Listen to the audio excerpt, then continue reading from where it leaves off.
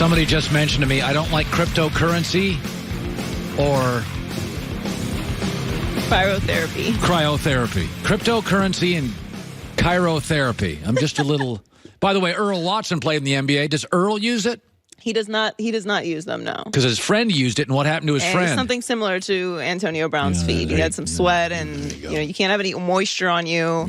And you have to wear socks and gloves. So you don't Tyler Dunn, there you go. Tyler Dunn, Bleacher Report, just was at the 49ers camp. He's been at the Cleveland Browns camp. Of course, he wrote that article last year, Bleacher Report, about the Green Bay Packers. Aaron Rodgers didn't like it. The organization pushed back on it, and Tyler Dunn is now joining us.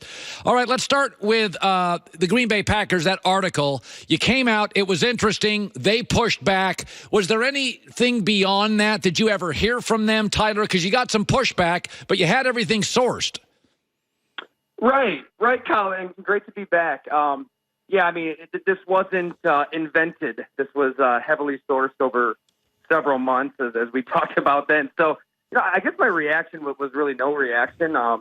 Expected the 12 would go to where he went to talk about it. And, hey, as we wrote, there was somebody in the Green Bay Packers front office who said, hey, if anything written or said by the media, by somebody in the organization about Aaron Rodgers that he doesn't like, he doesn't like that. It hurts him to his core, and part of that is what makes him so great. So I guess long story short, no reaction, to be honest. By the way, yesterday he said he didn't like the practices with other teams, and it was kind of classic Aaron Rodgers. He could have kind of graciously gone about saying, I don't love him. He was a little snarky. And my takeaway was Brady was mad a couple of days ago about his new contract, but Tom's delivery message is smoother and more gracious than Aaron's delivery, which is often a little filled with snark. And I think your article had mostly said, not a bad guy, but Aaron sometimes isn't the greatest deliverer of messages. Is that fair? Very fair. Yeah, I think he's very, very, very, very smart. And when he says something, there's definitely a purpose behind it, for sure. Okay, let's go to the 49ers camp. There's a lot of hype around Kyle Shanahan and a lot of hype around Jimmy G. But he started 8 games, 6-2 for the Niners. What did you witness at camp? Are you optimistic? Are you cynical about the hype around the Niners? They definitely aren't hiding from it. They talk Super Bowl, and they're not afraid who hears it. I just kind of asked Fred Warner, point blank, is it Super Bowl or bust? And he said, yeah. And really that reverberates throughout that entire roster. I think they know they're in year 3. Kyle Shanahan made it clear day 1 when they return in the spring. No more talk about culture, no more talk about process. It's time to win. And, I think they can realistically contend despite some questionable picks and questionable signings.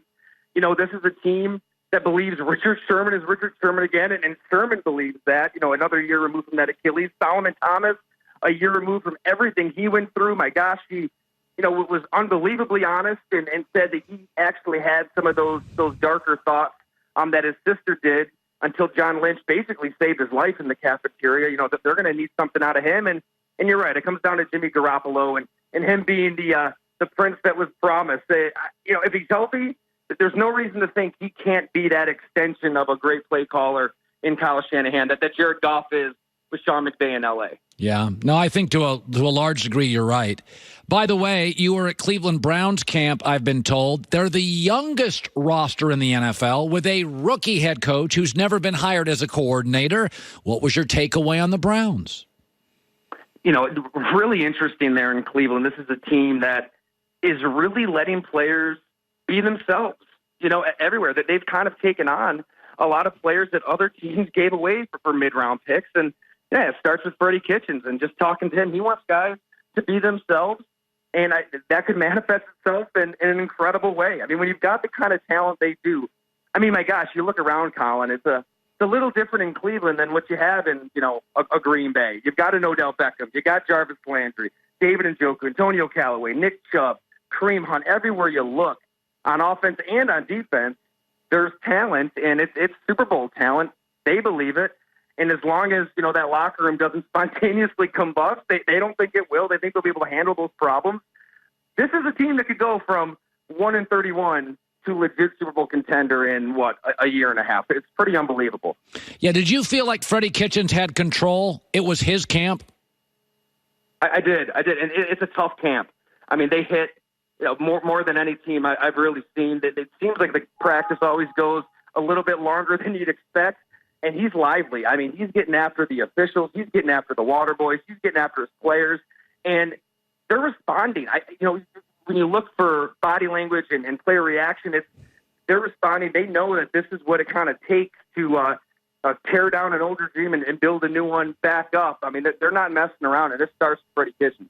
Let's go back to Green Bay. Do you think the young Matt LaFleur, works with the veteran quarterback Aaron Rodgers? How do you think that relationship, that bonding, will work in your opinion?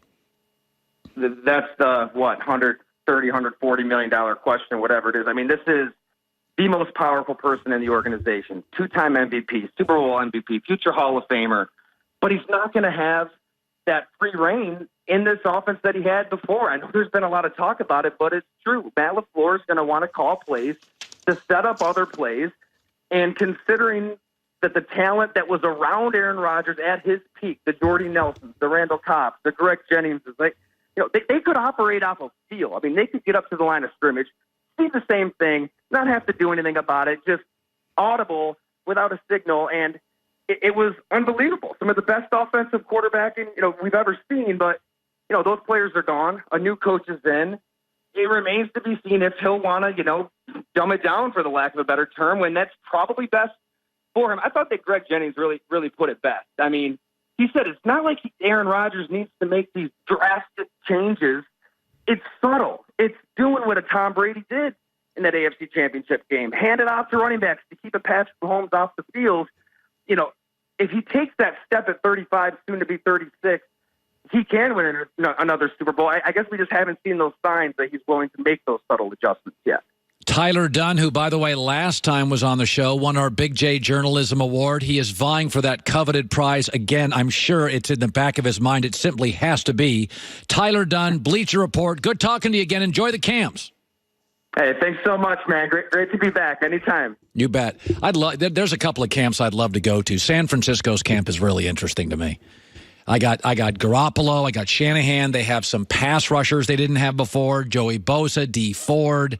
San Francisco's camp to me would be fascinating. There's some teams like Minnesota's camp wouldn't be that interesting because I know they're good, and I know New England's good. There's a lot of New England camp wouldn't be fascinating to me. Minnesota, Chicago, I kind of know what I got. But San Francisco, to me, is the wild card in the league. I have no idea what they'll be. I think they're going to be really, really good.